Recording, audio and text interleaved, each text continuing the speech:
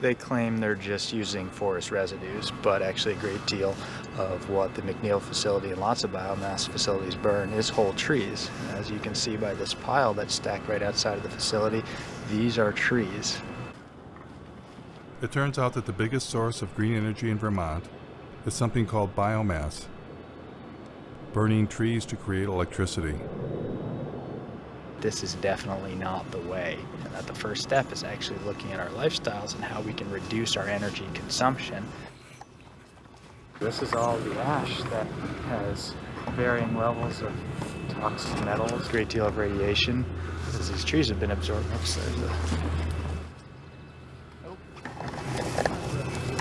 You're in unforbidden territory here. Are we? I asked both of you to come up to our office, okay? Is that something you're interested in doing? It's not an interest. You got 5 seconds or I'm calling 911. Okay. Got 2 individuals here. Police will be down here in about 2 minutes. But you asked us to leave and we're doing so, I'm so not we're not asking you to trespassing. leave. I'm asking you to come up to the office. Okay, thanks for the offer. Maybe next time? You got everything here. So you have the #1 polluter in the state that people think emits magical fairy dust from the smokestack.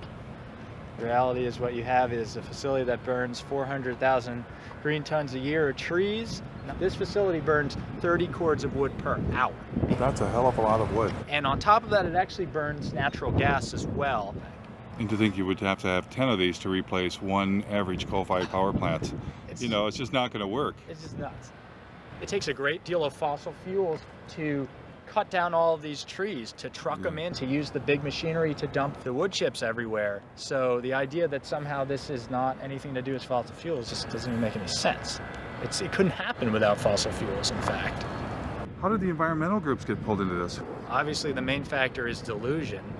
A lot of these environmental groups have been saying that all we have to do is, for instance, switch our fossil fuel economy over to a few solar panels and windmills, and we can continue living life, as normal. Some of the environmental groups have been for years touting facilities like this, saying that, #1, it's carbon neutral, that this will actually help us fend off climate change because there are no CO2 emissions. It actually emits over 400,000 tons per year of carbon dioxide. Oh, but once we cut them, they'll grow back. They'll grow back over a period of decades to centuries. But if we cut every tree in the United States, it would be able to power the country for a year, and then what happens when, those trees are gone?